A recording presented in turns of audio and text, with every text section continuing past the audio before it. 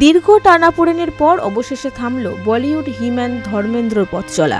সোমবার সকালে মুম্বাইয়ের নিজের বাসভবনে শেষ নিঃশ্বাস ত্যাগ করেন কিংবদন্তি এই অভিনেতা। মৃত্যুকালে তার বয়স হয়েছিল 89 বছর।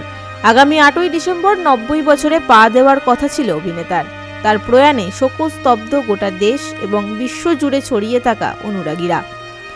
কিছুদিন ধরেই প্রবীণ অভিনেতার শারীরিক অসুস্থতা নিয়ে নানান গুঞ্জন চলছিল। সম্প্রতি তিনি হাসপাতাল থেকে ছাড়া পেয়ে বাড়িতেই সুস্থ হয়ে উঠছিলেন বলে জানা গিয়েছিল। তবে সোমবার সকালে তার অবস্থার অবনতি হয়। মিথ্যা মৃত্যুর গুজব ছড়িয়ে কিছুদিন আগে পরিবার চরম হতাশা প্রকাশ করার পরেই এই দুঃসংবাদ এলো। মিথ্যা মৃত্যুর গুজব নিয়ে কিছুদিন আগে পরিবার চরম হতাশা প্রকাশ করার পরেই এই দুঃসংবাদ এলো। ছেলে সানি দেওয়াল ও মেয়ে এশা দেওয়াল সকলকে অনুরোধ করেছিলেন কোনো মিথ্যা খবর যাতে না ছড়িয়ে পড়ে।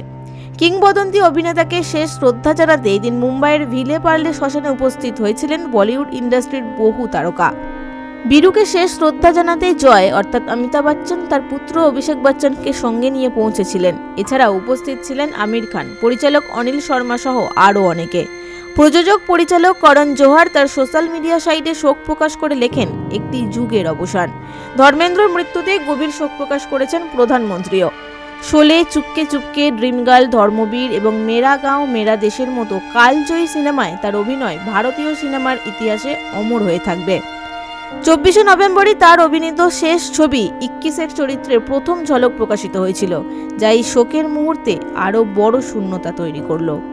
Bureau report, বঙ্গদর্পণ।